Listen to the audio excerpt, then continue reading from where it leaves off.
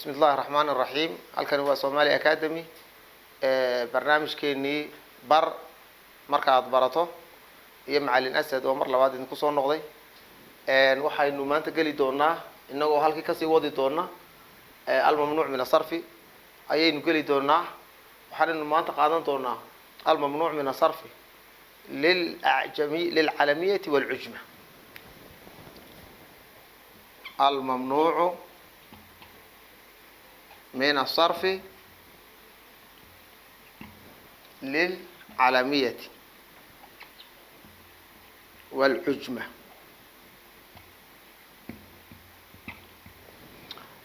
ومثل كلام كميدا علوينكي اسمك ممنوع من الصرف كديجي واحد إنه هيسنا اسم ممنوع من الصرف يدعو سببه هاي لبضن علو أكل هذا يشارمك ما كانوا إلا ممنوع من الصرف سوق عندنا للعالمية وتأنيث بين سوق عضني للعالمية ووزن الفعل بين سوق عضني ما أنت واحد نقولنا للعالمية والعجمة للعالمية والعجمة لبضع سببه درتود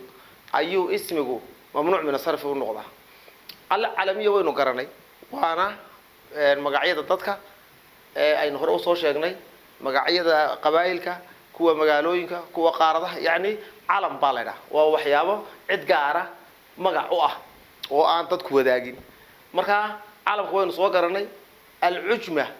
ayaynu hadaba galeynaa imka ujmaduna waxa weeyaan kalimadan af carabiga ku jirta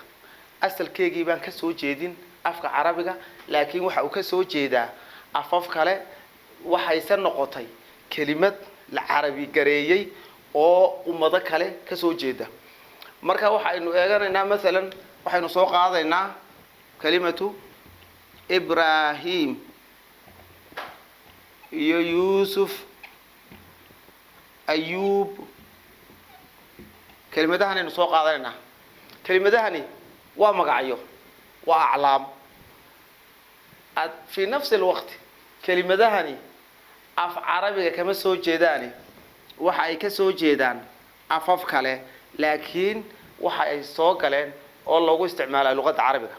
marka kalimadahan Ibrahim iyo Yusuf iyo Ayub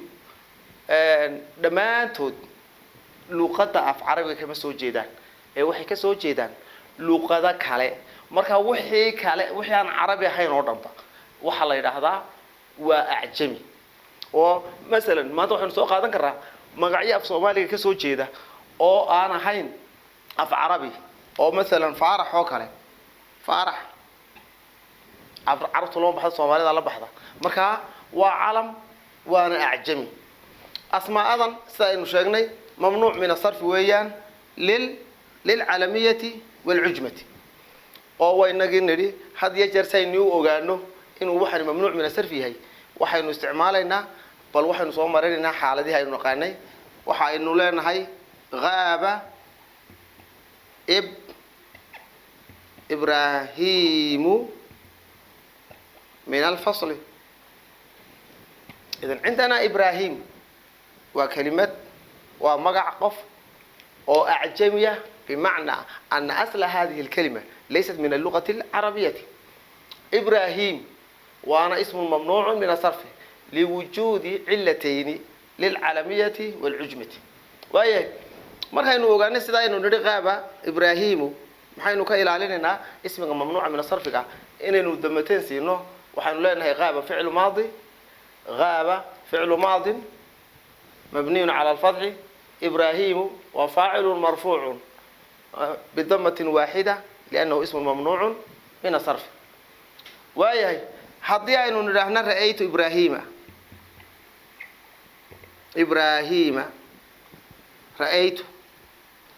رأيت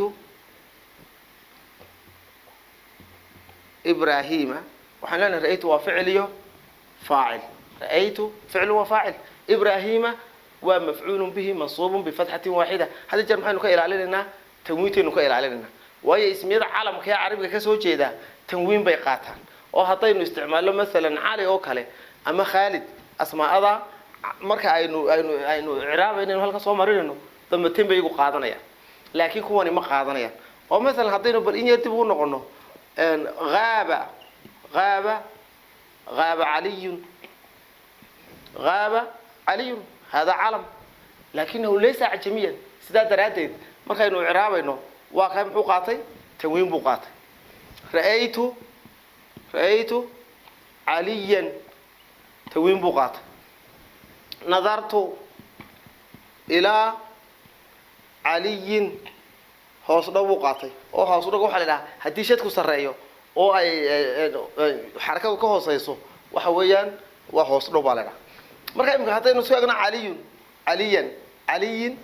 iyo hadaynu soo eegno ibraahimu maxaynu ka ilaalinay ibraahim tanwiinta waynu ka ilaalinay غاب إبراهيم رأيت إبراهيم نظرت إلى إبراهيم إذن هنا إبراهيم واسم مجرور هل كي أوك قادن لها كسرة محوقاتي وحوقاتي فتحة وحل ليه إلى وحرف جر إبراهيم واسم مجرور بفتحة فتحة أيكم مجرور هاي أو هل كي محيق كشيء أو هل كي كشيء كسرة مركب حال أورنا مركب العربي إلى حرف جر إبراهيم اسم مجرور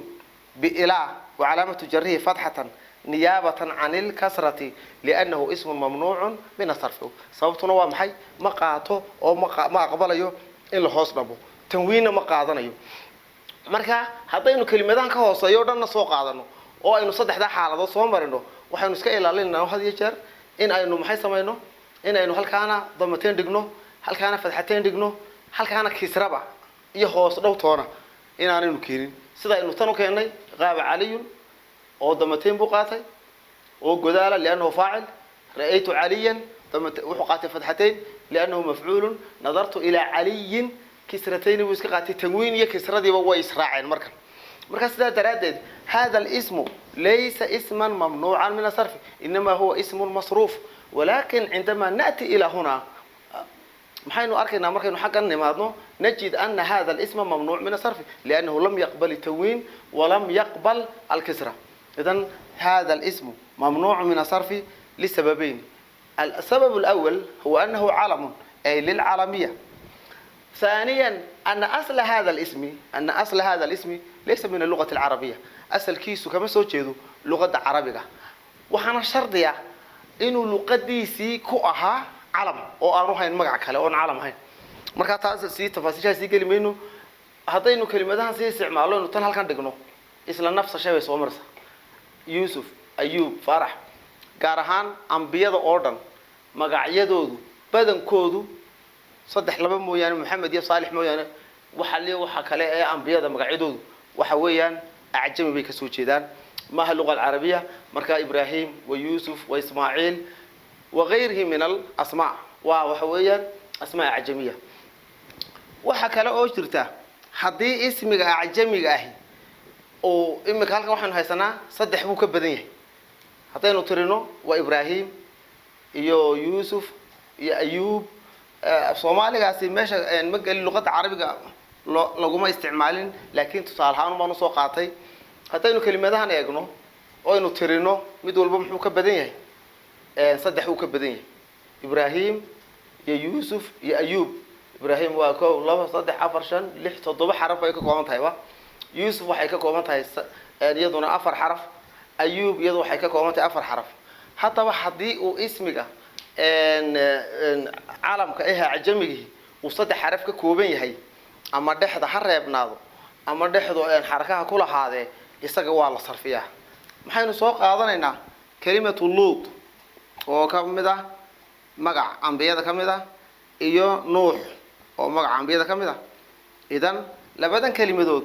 waa calam waana ajami laakiin maxaa dhacday labadan kalimadoodba وانا صدق حرف دحدنا way reebayn kelimada la soo qaato oo shatar oo kamida iyaduna asmaa'ada saddexda xaraf ka kooban ee laakiin dhexda xaraka ku leh shatar marka waxaynu leenahay imika halkan waxaynu haysanaa laba kelimadood oo uu mid walba saddex horta waxaynu haysanaa saddex kelimadood oo min saddex xaraf labadaa hore marka la eego xarafka dhexda ku jira wuxuu leeyahay sukuun laakiin ta u dambaysa marka la eego xarafka dhexda ku jira muxuu leeyahay xarako ama xaraka ha lahaado ama ayaanu lahaanine hadduu ismiga acjamigii saddex xaraf ka kooban yahay waa masruuf isagu oo maxaynu odhanaysaa saynu ku garanaynaa tusaalahanaynu soo qaadanaynaa waxaanu leenahay jaa luutun إذن هنا جاء فعل ماضي مبني على الفتح لوط وفاعل مرفوع وعلامة رفعه ضمة ظاهرة وأنا اسم مصروف كيف عرفنا أن هذا اسم مصروفا حين كوكرني إنه اسم غير مصروف هي محوقاتي تنوين بوقات وشرطك إنه اسم أعجمي نسكب بدلو مصروف شرطك سوا محل شرطك سوا حويا أن يكون اسما ثلاثيا وإنه صد حرف ككوبين سواء كان ساكن الوسط حرف كدحدة كجرا أما هرب ناضو سيدا لوط يا نوح أما حرف كدحدة كجرا هنقضو مد متحركة سيدا شطر شروط عاسي لبضاوة وكون قنيا اسم المصروف كون قنيا اسم المصروف جاء لوط رأيت لوطا رأيت لوطا رأيت وفعل وفاعل وهي لوطا ومفعول به منصوب هل هو اسم مصروف أم ممنوع من الصرف واسم مصروف وصلنا كوكرناي إنه اسم غير مصروف يعني ده هو كتنوين تقاطي مر هدو تنوين بقاطي أقبلي واسم مصروف نظرت إلى لوط إذن وحين هيسنا اسمك عجمي haddii uu saddex ka badan yahay waa mamnuuc min sarf haddii uu saddex xaraf ka kooban yahay ama dhexda ha reebnaado ama dhexdu xaraka ha yeelatee isna waa masruuf marka ibraahim iyo yuusuf iyo ayuub haddii dhamaantood saddex xaraf ka badan yihiin waa mamnuuc min sarf laakiin luutum iyo nuuxun iyo shataru intuba waa masruuf waaye markaynu dib u soo naqtino casharkeenu soo dhiganay waxaynu ogaanaynaa inuu lil calamiyati wal ujma oo mamnuuc min sarf yahay hadii ay yihiin in ka badan saddex ibraahim yuusuf ayuub marka waxaynu tusaale soo qaadanay ibraahim baynu soo qaadanay غاب إبراهيم وفاعل مرفوع بضمة واحدة لأنه اسم ممنوع من الصرف للعلمية والعجمة رأيت إبراهيم وحين هيسنا إبراهيم رأيت وفعل يفعل إبراهيم هو مفعول به منصوب بفتحة واحدة لأنه اسم ممنوع من الصرف لوجود علتين أو لسببين للعلمية وعلم واسمها عاقف كبري هذا كالوبحي والعجمة أسل كيس وحكسو جدا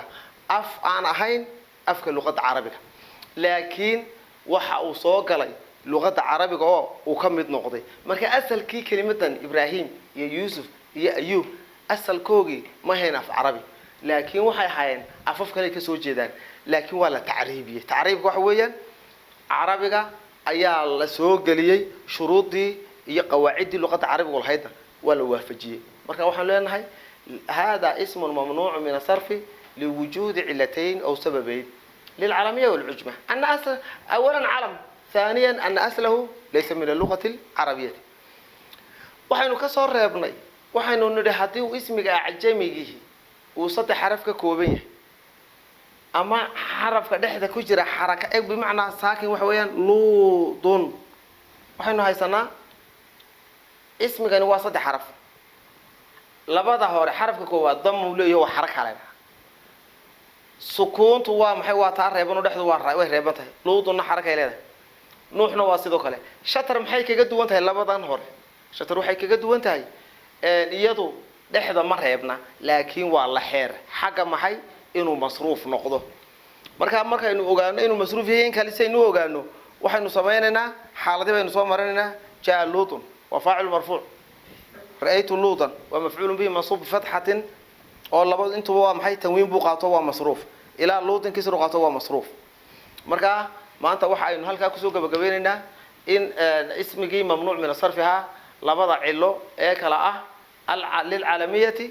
والعجمة إن شاء الله يسوع نقشه ونكسر وطن بها دي لهيدا